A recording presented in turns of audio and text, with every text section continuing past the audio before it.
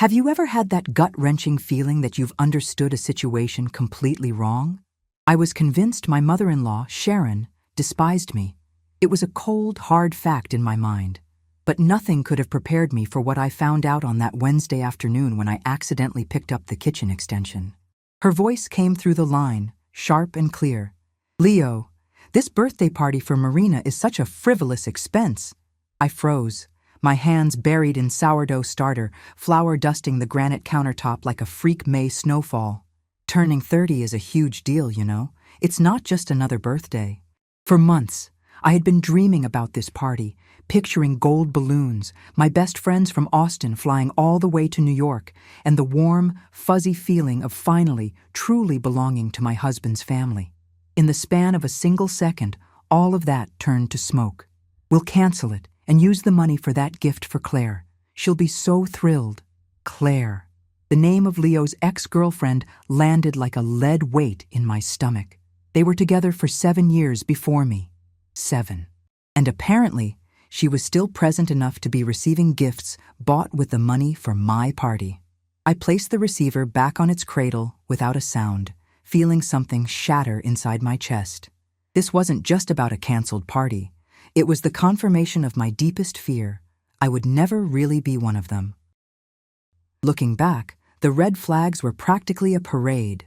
Leo had been acting strangely for weeks, working late at odd hours, taking calls in the other room, the kind of behavior that makes your stomach sink.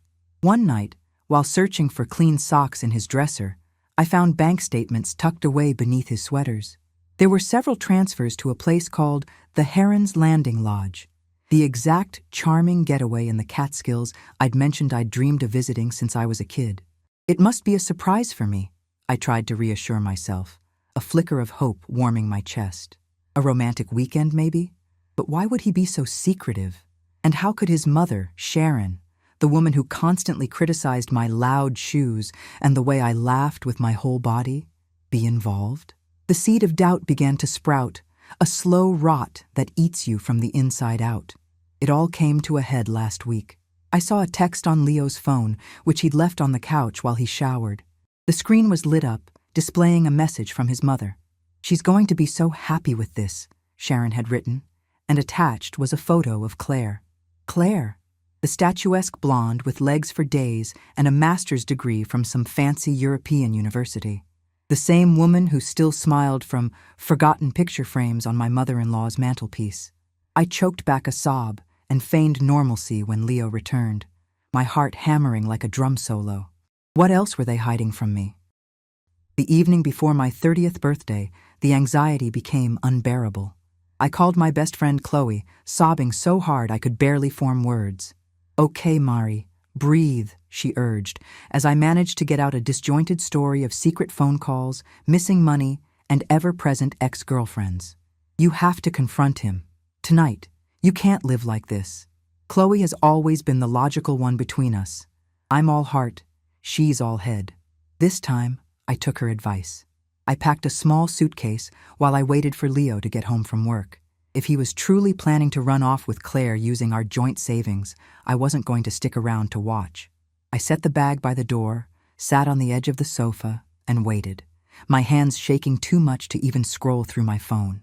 The sound of his key in the lock made me jump. Leo walked in, his smile vanishing the moment he saw my face, his eyes quickly landing on the suitcase. What's going on, honey?" The genuine confusion in his voice made me falter, just for a second. "I know everything, Leo.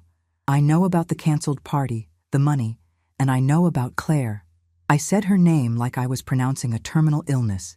He blinked, bewildered, and then a strange look of dawning comprehension crossed his face. "Oh my God, you heard. Wait, you don't actually think—" He grabbed his phone, tapped the screen a few times, and then turned it towards me. Displayed on the screen was a digital invitation for a week-long Caribbean cruise, complete with our photos and the message, "Happy 30th birthday, Marina." What on earth was happening? Leo and I had the most cliché meet-cute in history. I spilled coffee all over his expensive suit.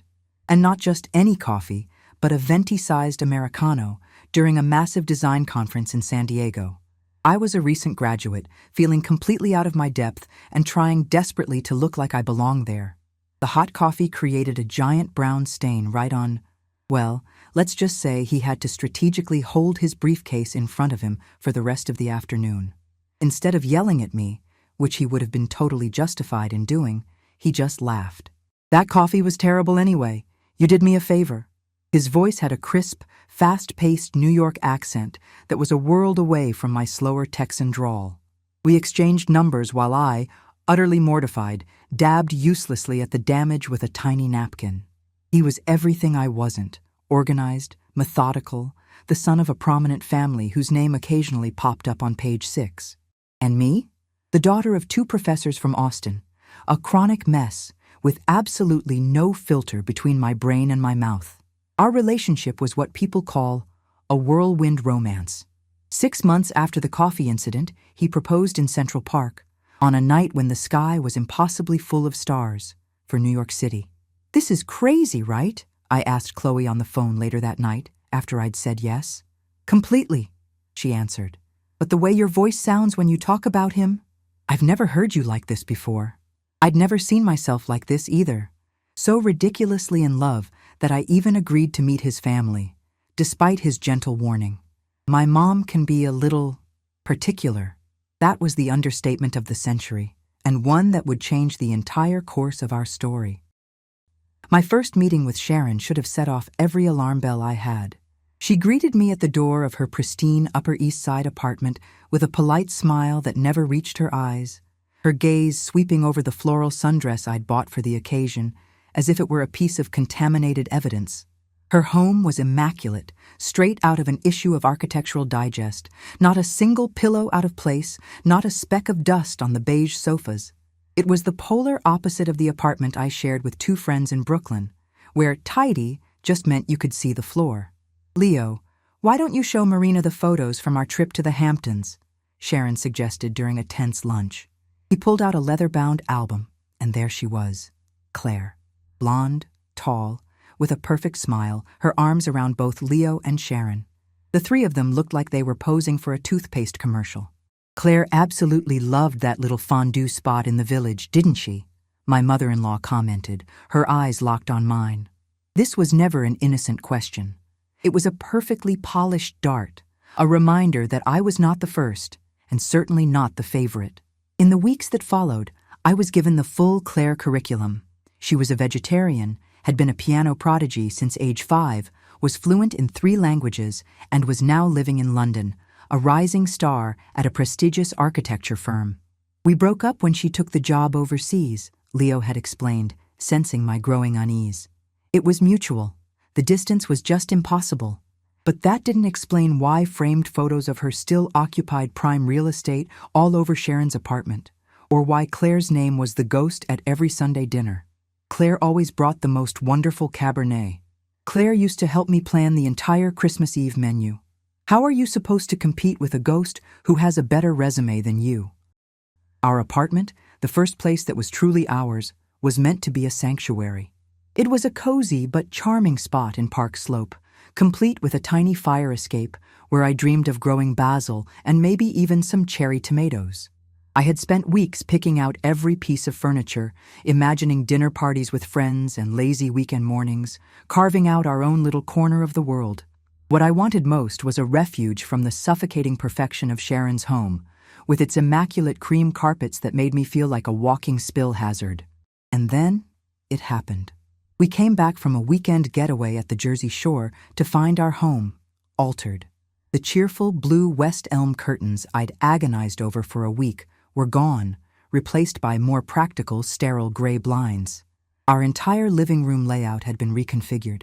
Even my quirky, colorful collection of refrigerator magnets from our travels had vanished, swapped out for a classy set of uniform silver ones. "Mom wanted to surprise us," Leo explained, looking genuinely bewildered by my stunned silence.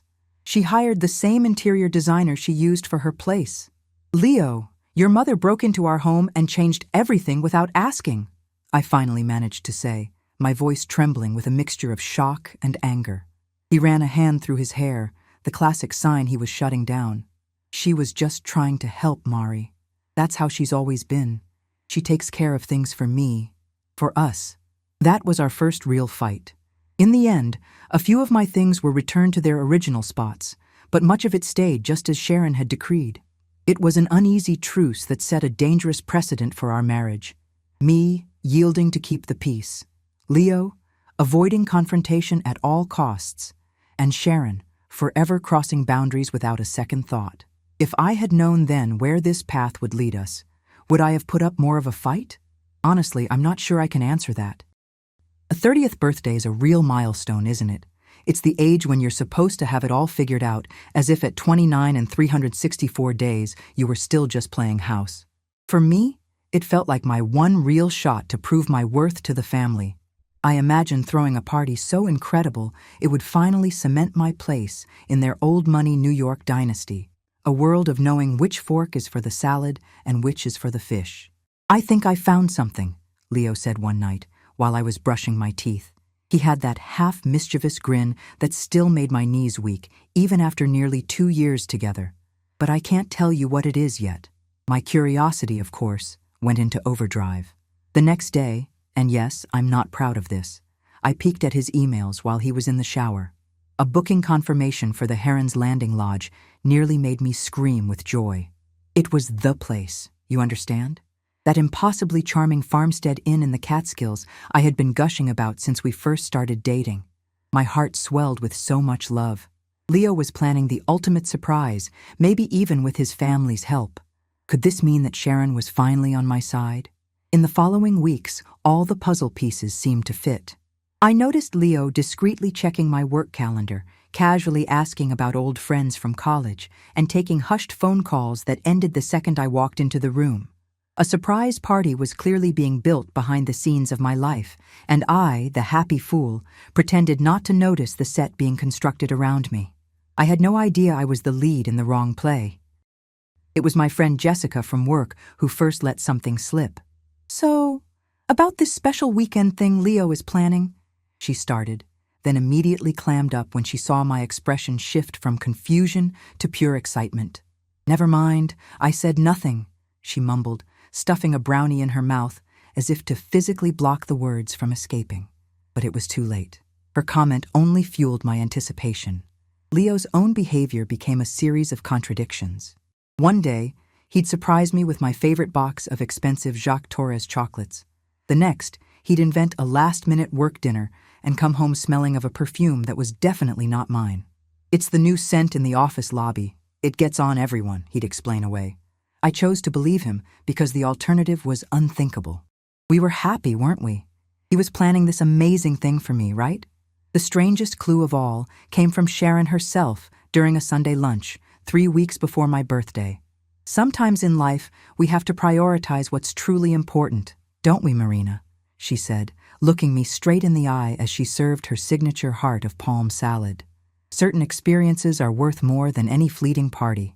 Leo choked on his iced tea, visibly uncomfortable. I took it as a sign that she knew about the surprise lodge getaway and was maybe even helping to fund it. The thought of finally earning her approval was so intoxicating that I completely ignored the strange, cold tone in her voice. A party isn't just a party when it symbolizes acceptance. The night before my birthday, I could barely sleep. 30, a whole new decade, and an incredible surprise was waiting for me, all orchestrated by the man I adored. I lay there for hours watching Leo sleep, his face so peaceful, completely unaware of the emotional storm brewing just inches away. It felt like being a kid on Christmas Eve, only better, because how often do adults get truly magical surprises? Life has a way of becoming so predictable. The next morning, day 0, started out perfectly normal. Leo left early to sort out a few things for work, which I assumed meant finalizing surprise details, giving me a quick, distracted kiss on the forehead. I spent the morning at home, fussing with my hair, trying to look effortlessly beautiful for the pictures I was sure would be taken. And that's when the phone rang at 2:23 p.m. Without thinking, I picked up the kitchen extension. The rest, as they say, is history. The cancellation. The money for Claire. My entire world collapsing like a house of cards in a hurricane. The rest of my afternoon was spent on an absolute emotional roller coaster, whipping from white-hot fury to a hollow, aching sadness, then back to sheer disbelief. I mean, who does that? Who cancels their own wife's milestone birthday party to funnel money to their ex-girlfriend? What on earth did Claire still mean to them? Why was everything shrouded in so much secrecy? The questions hammered against my skull as the hours dragged on. By the time I called Chloe, sobbing like a lost kid in the middle of Times Square, my decision was made. I was not going to be humiliated like this. I would rather end everything right then and there. What would you have done in my shoes? Seriously? Whoa. Hang on. Let me get this straight. Chloe's voice came through the phone, wrapped in that forced calm a person uses when trying to talk a friend off a very high ledge. You overheard Sharon saying she was canceling your party to give the money to Leo's ex? I choked out a sob of confirmation, simultaneously rummaging through the back of my closet for my carry-on suitcase, the cheap one we'd bought together from a street vendor on Canal Street, the one with the zipper that always gets stuck at the worst possible moment. Mari, just take a deep breath. Are you absolutely positive there isn't another way to interpret this? Chloe's voice was the only anchor in the hurricane of my thoughts. What other interpretation could there possibly be? They are literally taking the money for my birthday and giving it to his perfect ex-girlfriend. My voice shot up a few octaves, probably high enough for the neighbors to hear. And why has he been sneaking around? What about the bank transfers? And the texts about how happy Claire will be?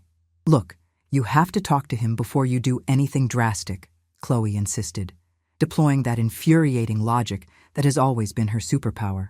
Remember last year when you were convinced Kevin from accounting was stalking you, and it turned out he just drew your name for the office Secret Santa? I grumbled, recalling the mortifying incident. Chloe was right, of course. She usually was. I needed answers, straight from the source, even if they hurt, even if they confirmed my deepest, darkest fear, that I would always just be Claire's understudy, the second choice, the consolation prize. With a feverish sense of purpose, I began to pack the bag. I threw in a random assortment of clothes, my tattered old teddy bear from when I was 5. Yes, I still sleep with him, sue me, and the bare minimum of toiletries. I pointedly left behind anything Leo or his family had ever given me. I wanted a clean break. When I finished, I placed the suitcase by the front door, a silent ultimatum, and sat on the sofa to wait, my heart pounding so violently it felt like it might escape my chest. 3 hours and 47 minutes later, the sound of the key turning in the lock nearly sent me through the ceiling. Leo walked in, a smile on his face that died the second he saw my expression, my tear-swollen eyes, and finally, the accusatory suitcase standing guard by the door. "Marina, what happened? Did someone die?" he asked, genuine alarm flooding his features. His concern caught me completely off guard. Weren't guilty people supposed to look, well, guilty? "I know everything, Leo," I shot back, my voice steadier than I felt inside. "About the party being canceled, about the money, about you and your mother and Claire." I spat her name out like it was a 4-letter word. Leo just froze, his eyes wide not with guilt, but with something that looked a lot more like dawning, horrified comprehension. "Oh God, you heard that. Wait, you can't possibly think—" He didn't look like a man caught in a lie. He looked like someone who had just realized a catastrophic misunderstanding had occurred. He fumbled for his phone, his thumbs flying across the screen before he turned it to face me. What I saw made my stomach do a complete, dizzying flip-flop. Displayed on Leo's screen was a sleek, digital invitation for a week-long luxury Caribbean cruise, featuring a gallery of our photos. "Happy 30th birthday, Marina," the message read in elegant script, floating over that picture of us on the Jersey shore, the one where I'm laughing hysterically after a wave obliterated the sandcastle you spent an hour building.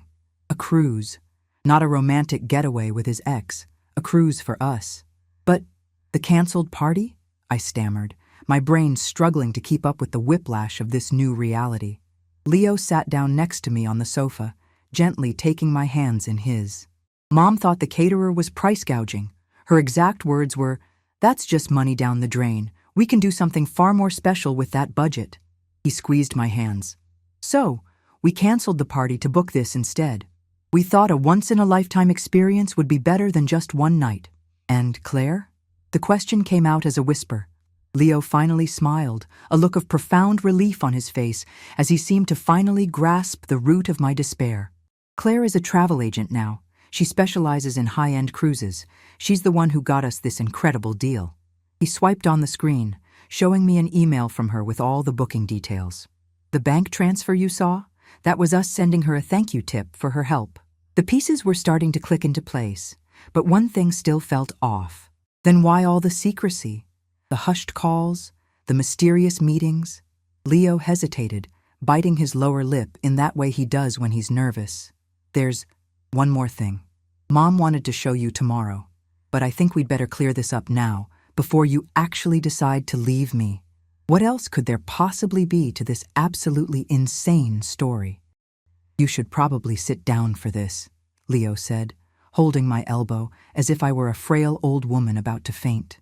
I was already sitting, but I decided not to point that out. My mind was still reeling from the emotional G-forces of the last few hours, from feeling abandoned to being utterly stunned in a matter of minutes. So there's no secret affair with Claire? I had to ask, just to be 100% sure. Some anxieties need to be verbally put to rest, you know? An affair with Claire? My God, Marina. Leo looked genuinely horrified. She's engaged to some posh British guy who unironically wears tweed jackets with elbow patches and collects artisanal teas. He is definitely not my type. He moved closer, and I caught the familiar, comforting scent of his cologne, the one I'd bought him for our first Christmas together and secretly replace every time it runs out. Listen, I need to explain the other money, the transfers you saw. My heart rate kicked up again. Here it comes. The other shoe is about to drop. Part of it was for the cruise, yes, but there was a much larger amount. He paused, choosing his words carefully. Mom sold the family's lake house property in the Poconos, the one that's been in our family for decades. She always said she was going to leave it to me and Claire, back when she assumed we'd get married. There it was again. The ghost. Leo tightened his grip on my hand. The money from the sale went toward a different kind of investment. Mom wanted to show you tomorrow as the final part of your birthday surprise, but considering you were about to walk out on me, he gave a weak smile. I think you need to see it. Right now. He grabbed the car keys from the hook by the door. Come on, let me show you. Inside the elevator, I found myself studying Leo as if I were seeing him for the first time. Why don't you ever stand up to her? The question slipped out, raw and unfiltered. He sighed, jabbing the lobby button twice out of nervous habit. A quirk I'd found endearing for the first few weeks and mildly infuriating after the first year. It's complicated, Mari. After my dad died when I was 15, she sort of transferred all her hopes and expectations onto my shoulders. And onto Claire's, I added, unable to bite my tongue. To my surprise, he nodded. Yeah, onto Claire's too. Mom lost her husband, so she clung to the only two certainties she felt she had left, me and the future she had approved of for me with my girlfriend. His sleek, dark blue Honda Accord, always so organized it looked like it had just been driven off the lot, was parked in the garage. It stood in stark contrast to my old, beat-up Subaru parked next to it, which served more as a mobile filing cabinet for old receipts and gym clothes. As we pulled out onto the street, heading toward a destination I didn't know, Leo continued, I know I should have drawn a line in the sand sooner. When she redecorated our apartment, when she'd make little comments about the way you cook, when she'd forget to include you in family pictures. His knuckles turned white as he gripped the steering wheel. I never knew how to say no to her without feeling like I was breaking her heart all over again. She's already been through so much. A confusing mix of emotions swirled inside me. There was validation in hearing him finally admit it, but also frustration over all the time we'd lost to this dynamic, and yet a tiny flicker of hope. So what's different now? I asked, as we turned onto a beautiful, tree-lined street in Cobble Hill, a part of Brooklyn I was always gushing about. Leo actually smiled. Mom, believe it or not, she realized she was losing me, that she was losing us. We parked in front of a charming brownstone with a classic brick facade, exactly the kind of building I always pointed out on our Sunday walks. What are we doing here? I asked as he cut the engine. He just gave me that mysterious half-smile and pulled a thick manila envelope from the glove compartment. Remember when I said there was one more surprise? Well, it wasn't just the cruise. My heart started to race again, but this time it was with anticipation, not dread. Before we go in, you need to understand something, Leo said, his hand covering mine on the gear shift. Mom's comment about prioritizing what's truly important, that wasn't about you versus Claire. He nervously fiddled with my fingers, a habit of his whenever he was about to say something big. It was about putting that money towards something permanent, not something fleeting. Something that, in her words, would finally secure your place in this family. For good. I glanced from the building to the envelope, a wild suspicion blooming in my chest. But a crucial piece was still missing. Okay, I get that. But why all the cloak and dagger stuff? The hushed phone calls, you sneaking out? Why have you been a nervous wreck for the past month? Leo's gaze shifted away, that telltale sign he was hiding one last thing. Well, there's a slight complication I haven't mentioned yet. He took a deep breath, like a diver about to plunge into icy water. Mom insisted that for this to be a perfect surprise, we needed help from someone who understood her style, but also knew me. Someone who would know what we'd love as a couple. My blood ran cold. Don't you dare tell me. Leo nodded, looking genuinely sheepish. Yeah, Claire's an architect, remember? Mom hired her to design the interior of the apartment as a surprise for you. I didn't even have a second to process this bombshell because the car's Bluetooth system crackled to life, the speakerphone icon flashing on the dashboard display, a feature Leo was so proud of, which always seemed to activate at the most awkward moments. Are you two down there? Good. I'm on my way. Sharon's voice filled the car, and my stomach did a nervous backflip.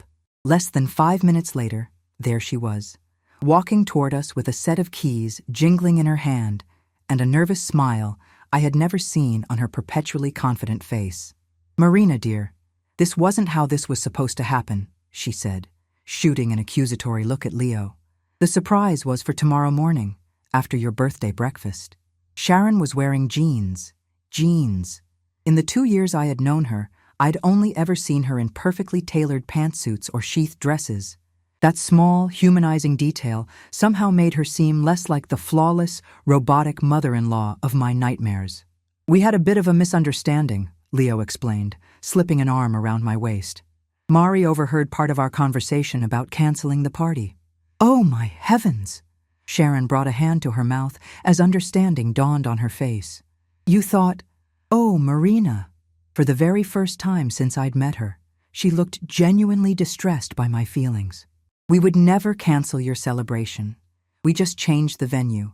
A party is for one night, but this, she gestured to the beautiful brownstone behind her, this is for the rest of your lives. She held out the keys, not to Leo, but to me. I think you should be the first to open the door to your new home. The apartment was perfect. There was no other word for it. It was a 2-bedroom condo with a wide balcony overlooking a leafy square, with the kind of light hardwood floors I always said I dreamed of having. I walked through the space in a daze, touching the walls as if to confirm they were real. The kitchen had the exact shade of deep teal cabinets I had once dog-eared in a magazine and shown to Leo, saying, if we ever get a real house, I want a kitchen just like this. He had remembered. Or rather, he'd told someone who had. I sold the Poconos property, Sharon explained, standing hesitantly in the living room doorway, with an anxious expression I never would have associated with her. It was a piece of land that had been in the family for generations. I always said it would go to Leo and, she faltered, well, to whomever he chose to spend his life with. The ghost of Claire hung in the air for a moment. I realized I've been so unfair to you, Marina. Comparing you, criticizing, never truly making room for you. She sounded truly repentant, something I would have previously thought was physically impossible for her. Leo opened a door that led to a small study. This part was all Mom's idea, he said, his voice filled with pride. Inside, floor-to-ceiling bookshelves lined one entire wall. They were empty, except for a single, artfully arranged shelf that held my books. My treasured collection of American literature that I kept stacked in boxes in our closet for lack of space. Joan Didion, Toni Morrison, Mary Oliver, all organized alphabetically. In the center of the room sat a moss-green leather reading armchair, identical to the one my father has in his study back in Austin, the one where I spent countless hours of my childhood. "How did you—" "Your mother helped us pick it out," Sharon said softly. "We've been talking quite a bit lately." On the sleek, modern desk in the study sat a thick envelope with my name, Marina, written in an elegant, familiar script. Inside, I found a deed. The deed to this very apartment, registered in both my name and Leo's. My breath caught in my throat. "It's all taken care of," Sharon said quietly from the doorway, answering the question I couldn't even form. "Consider it an investment in the family's future." Family, the one word I had yearned to hear from her, applied to me. Tucked behind the legal documents was a handwritten card, the calligraphy instantly recognizable from her formal Christmas notes. It read, "Money is only worth what it can build for the people you love. There is something else you should know," Sharon added, and for the first time, she seemed genuinely hesitant. "The Poconos property that I sold, I had originally planned to leave it to Claire in my will." I felt a jolt, like a splash of ice water down my back. It was a promise I made years ago, when I was so sure she and Leo would get married. I kept her in the will, even after they broke up, out of stubbornness, I suppose. She offered a fragile, self-deprecating smile. It took me far too long to realize I was clinging to a future that no longer existed. Leo squeezed my hand as I processed this. "Does Claire know about this?" I asked, a new thought dawning on me. "Yes," Sharon confirmed. "I told her when I hired her to help with this place. In fact, it was her idea to go with the teal cabinets. She said you always used to admire kitchens like that when you two were out." The idea of my husband and his ex-girlfriend discussing my interior design preferences was surreal, yet strangely, it didn't sting the way it would have just yesterday. "She also insisted that we make sure you had a proper space for your books," Sharon added. "She said you once told her your dream was to have your own library." "Are you absolutely positive we're not forgetting anything?" I asked for the 10th time, scrolling frantically through the checklist on my phone. Sun hat, check. Sunscreen, check. That red dress Leo loves, check. Dramamine for my notoriously weak stomach, check. The open suitcase on our bed looked like it was about to explode, stuffed with everything I deemed essential for a week at sea.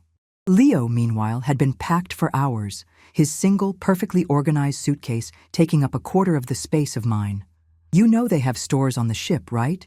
If we forget something, it's not the end of the world," he said, kissing my forehead as I launched a frantic search for my backup phone charger. My 30th birthday had arrived, and with it, a celebration that was a universe away from what I had envisioned.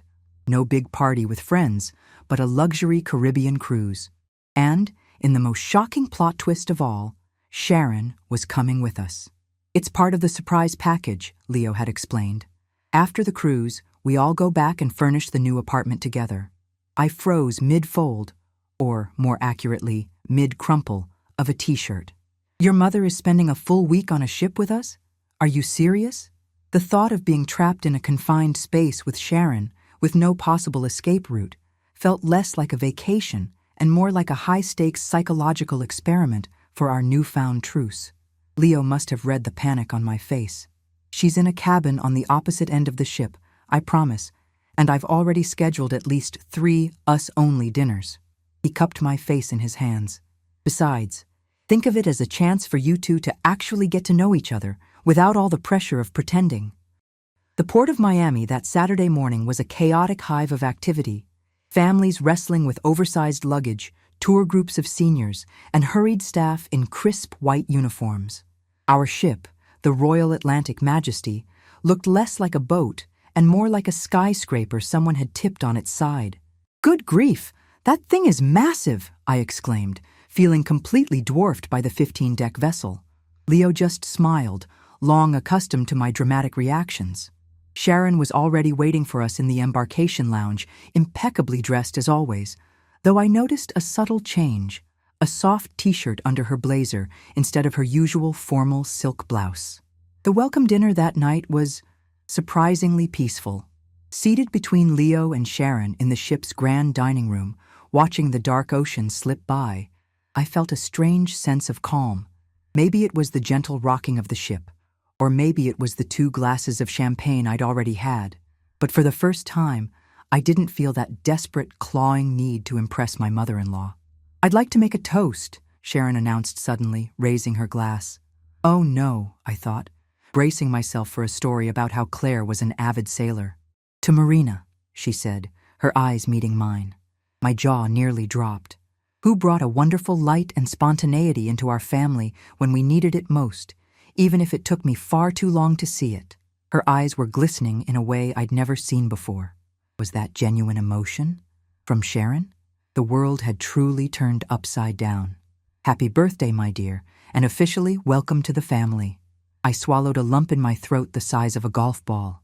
Later, as she and I stood alone on the upper deck watching the last sliver of sun dip below the horizon while Leo went to get drinks, Sharon said something I'll never forget. "You know, you don't have to try to be like Claire. The reason Leo fell in love with you is precisely because you aren't." On the 3rd day of the cruise, as the ship docked in Nassau, Leo signed up for a scuba diving excursion. "You two don't mind being on your own for a few hours, do you?" he asked, buzzing with excitement. "We managed to survive for nearly 3 decades without you, honey. I think we can handle it," I teased, though my stomach did a little nervous flutter. Being alone with Sharon still felt a bit like walking a tightrope, despite the surprisingly kind toast and a few days of peaceful cohabitation. We found a little cafe overlooking the harbor, watching the colorful boats bob in the impossibly turquoise water. "Marina," Sharon began after a long silence, "I need to tell you something about myself. Something that might help you understand why I've been so difficult." She paused, stirring her already stirred coffee. "I lost my husband, Leo's father, when Leo was just 15. It was an aneurysm, completely out of the blue. One day, he was complaining about the Giants' draft picks. The next, he was just gone." Her voice trembled slightly, a crack in the formidable armor I had never witnessed before. "It was just the 2 of us, and I shut down. I built walls around our little world. Any new person felt like a threat." She looked right at me. "Claire came into his life when he was 17, when the wound was still so raw. She put up with my worst moments, my panic attacks, my late-night calls just to make sure Leo had gotten home safely." A sad, knowing smile touched her lips. "For 7 long years she was the closest thing I had to a daughter. When they broke up, a part of me felt like I was losing family all over again. So when I showed up," I started, the final pieces clicking into place. "When you showed up, so vibrant and different, so full of strong opinions and laughter, I panicked," Sharon finished for me. "It was never about you being better or worse than Claire. It was about my own terror of change, of letting go of the familiar life I had clung to for so long."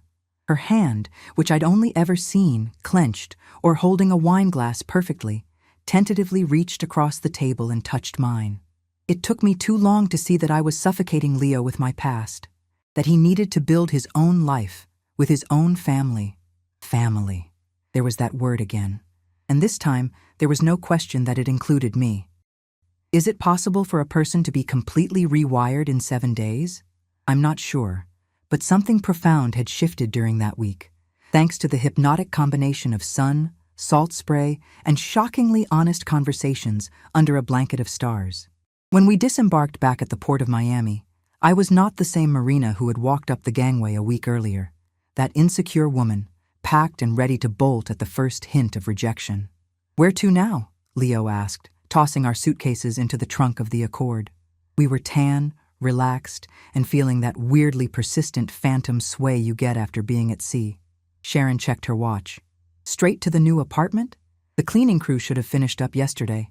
She looked at me, really looked at me, seeking my input instead of issuing a decree. "Yes, please," I answered, a wave of pure excitement washing away the travel fatigue. My apartment. Our apartment.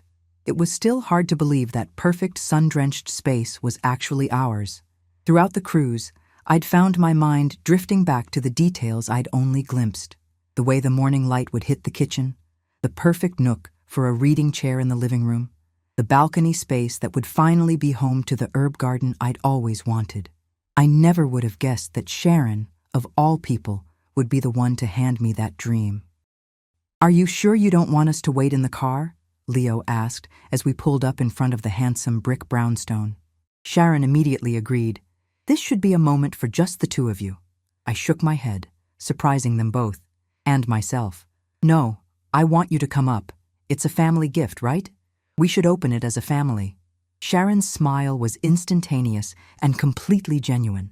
We walked through the lobby together, and the doorman greeted us with a "Welcome home, folks," and the words felt surprisingly monumental. The apartment was even more stunning in the full light of day, with the afternoon sun slanting through the large windows and dancing on the hardwood floors. Leo and I walked hand in hand through the empty rooms, drinking it all in. The kitchen cabinets were the exact deep, moody teal of my dreams. The countertops were a clean, bright quartz. Everything felt both sophisticated and incredibly welcoming. "Claire really has a knack for your style," Sharon commented, running a hand over the smooth cabinet surface. "She mentioned you two have surprisingly similar tastes." A week ago, that observation would have sent me spiraling. Now, I just smiled. I guess great minds think alike.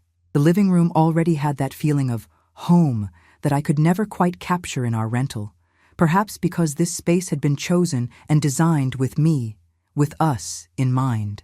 On the built-in shelves, I saw frames holding photos from my college graduation, pictures of my parents, snapshots of Leo and me at the beach, all mingled with photos of the family. And I noticed, with a quiet surge of gratitude, that there wasn't a single picture of Claire in sight. It was a quiet acknowledgement that the past had finally been put in its proper place. We christened the apartment with a makeshift dinner of takeout pizza, sitting on the floor around the single coffee table that had been delivered. Eating pepperoni slices from cardboard boxes with paper towels for napkins, Sharon seemed like a completely different person from the formal matriarch I'd met 2 years ago. "So when can we start furnishing this place?" I asked, my mouth full of cheese, all etiquette forgotten in my excitement. "I was thinking a big L-shaped sectional for this corner, maybe in a light color to contrast with the floors." "We have all the time in the world," Leo said, wrapping an arm around my shoulders. "We can buy one piece a month if we want. Build it slowly, together." To my shock, Sharon agreed. The old Sharon would have insisted on hiring a decorator to have it all done properly in a week. "Your mother called me yesterday, actually," she said casually. "I mentioned you might need some help with the curtains. She said she knows some wonderful seamstresses back in Austin." I nearly choked on my pizza. You called my mother?" "My mom, a retired literature professor who lives in Birkenstocks and collects owl figurines. Talking to Sharon, the impeccably tailored executive who probably considers anything less than a Jimmy Choo a slipper. 2 women from entirely different universes, conspiring over window treatments. We've been talking a fair bit these past few weeks," Sharon admitted with a small smile. "She was a great help in figuring out your tastes for this place. She's a lovely woman." As we talked, I noticed a photo album tucked onto the bottom shelf. I picked it up, and as I flipped through the pages, I saw the history of Leo's family. Him as a kid, Sharon and her late husband looking young and happy, holidays and celebrations, and inevitably, some of those photos included Claire. "I think we should talk about this," I said, holding up the album. "About how we handle the past." Leo shifted uncomfortably, but Sharon just nodded. "The past is a part of our story," she said softly. "We can't erase the chapters, but we can decide which ones we reread and which ones we simply acknowledge before turning the page." Sitting there, on the floor of our new home, between the 2 people who had once held the most power to hurt me, I felt a profound sense of peace. "I don't want you to throw away her pictures or pretend those years didn't happen," I said, surprising myself with my own sincerity. "I just want us to have the space to fill our own albums, to build our own memories." Leo squeezed my hand, and in the way his eyes shone, I saw just how much he must have been aching from the silent war between the 2 most important women in his life. "How about," he said, his voice thick with emotion, "we start tomorrow?" Sharon suggested. "We could have your friends over for a housewarming barbecue on Sunday. I'd love to properly meet that Chloe you're always talking about." A barbecue. In our home. With my friends and Leo's family. Together. Had the world actually turned upside down? The shops at Columbus Circle on a Tuesday afternoon is surprisingly serene, an island of calm in the city's relentless current. I was there on a mission, to finally buy the ridiculously plush, hotel-quality bath towels I'd coveted for years, but had always deemed too frivolous. That's when I walked straight into someone, right in front of William's Sonoma home. Shopping bags scattered, a flurry of apologies were exchanged, and then a sudden, charged silence. We were staring at each other, the spark of recognition freezing the moment in time. "Marina?" Her voice was exactly as I'd imagined, smooth, refined, with the slightest transatlantic polish. Claire, in the flesh, with perfectly golden hair and an effortless chic that radiated from her classic Burberry trench coat. "Claire," I replied, my own voice sounding remarkably steady for someone whose heart was doing gymnastics. "What do you even say to your husband's perfect ex-girlfriend, the architect who helped design your dream apartment and was, until recently, the beneficiary of your mother-in-law's will? What a small world." She smiled, seeming so genuinely pleased to see me that it only amplified the surreality of the situation. "I'm just in New York for a few days, finalizing a project." An awkward beat passed as we gathered the fallen bags. Do you like the apartment?" she finally asked, wisely cutting straight to the chase. "I love it," I answered honestly. "Especially the kitchen. How did you know I've always wanted cabinets in that exact shade of blue?" She let out a light musical laugh. "Professional intuition. And also, Leo might have mentioned you had a habit of pointing out every kitchen that looked just like it whenever you two went out." "Coffee," I offered on impulse, gesturing to a nearby cafe. She nodded, looking as relieved as I felt to have a new directive. And just like that, in a high-end mall on a random Tuesday, I found myself sitting across from the woman who had played the villain in my head for 2 long years. The reality, as it so often is, was infinitely more complicated than the simple story I had written for her. "Sharon can be a lot," Claire said, after we'd ordered. A cappuccino for me, a green tea for her. "Of course." "You have no idea," I replied, rolling my eyes, and we both laughed. A real laugh, not a polite one. "Actually, I think I do," she said, a flicker of something unreadable in her eyes. I spent 7 years being constantly, quietly reminded of the standard of perfection I was expected to uphold. It was exhausting. Her confession caught me completely off guard. Claire, the flawless, idealized woman who was Sharon's dream daughter-in-law, found her difficult? But she adored you. She still talks about you like you're the daughter she never had. Claire offered a sad smile. "That's the thing, isn't it? She created a version of me that was never fully real. The perfect Claire, who played piano and spoke fluent French and never made a mistake. Do you have any idea what a burden it is to be someone's idea of perfect?" I was silent, letting this new perspective wash over me. While I had been fighting to be accepted by Sharon, Claire had been fighting just to be seen for who she truly was. "Moving to London," I began, trailing off. She understood the unspoken question. It was partly for the career opportunity, of course, but it was also because I just needed to breathe. Leo and I were good together in many ways, but the family pressure was suffocating. He could never set boundaries with Sharon, and I was tired of trying to be her substitute daughter. I took a sip of my cappuccino, savoring the irony. The relationship I had envied from afar, the one that looked so perfect in pictures, was cracked by the very same pressures I was facing. "It's funny," I mused. "I spent 2 years competing with a ghost that didn't even exist." "Are you sure we only invited 20 people?" Leo asked, scanning the guest list for our housewarming barbecue. 3 months after moving in, the apartment was finally furnished, an eclectic mix of new finds and vintage pieces I'd hunted down at the Brooklyn Flea. The balcony had been transformed into a tiny urban jungle, with hanging plants, fairy lights, and a compact grill that Leo had declared was a non-negotiable rite of passage for any true New Yorker. "Well, there's my parents, your mom, Chloe and her boyfriend, a few people from work, your cousins. Okay, it might be 25, I admitted. But a few people are bringing dessert, and your cousins are on drink duty, so we're fine." Leo wrapped his arms around me from behind as I obsessively arranged snacks in bowls. "Who knew you'd become such a domestic goddess? Sharon would be so proud." A few months ago, that comment would have stung. Now, it just felt like a sweet private joke. My relationship with Sharon had blossomed into something I never thought possible, a genuine friendship. The buzzer rang, shaking me from my thoughts. "My parents!" I squealed, rushing to let them in. Soon the apartment was alive with laughter and the clinking of glasses. In one corner, my bohemian Austin parents were deep in conversation with Sharon, the unlikeliest of duos, exchanging recipe ideas. In another, my dad and Leo's cousins were passionately debating the Yankees. Chloe, my rock through all of this, pulled me aside. "If you had told me 6 months ago that I'd be at your party watching Sharon teach your mom how to make a proper caipirinha, I would have staged an intervention," she whispered, her eyes wide with awe.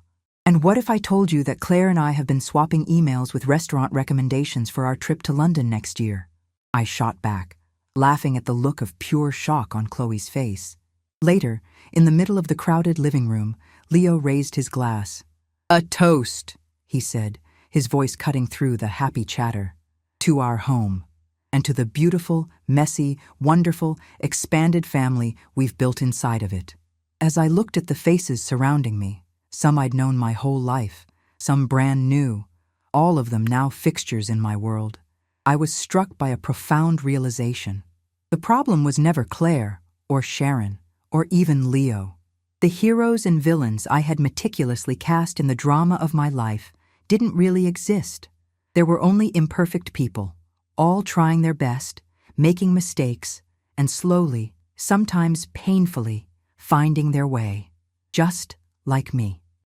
"I still can't believe we're actually here," I shouted over the rumble of the Jeep as it bounced along the gravel road leading to the Heron's Landing Lodge. It was exactly like the pictures I had saved for years. A sprawling, charming farmhouse nestled in the rolling Catskill Mountains with a crystal-clear lake and rustic cabins dotting the property. My 31st birthday had finally arrived, and with it, the fulfillment of another long-held dream.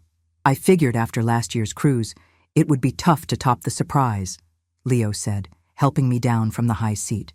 But when Mom suggested renting out the entire lodge for the weekend, he let the sentence hang in the air, grinning that way that still made my heart skip a beat.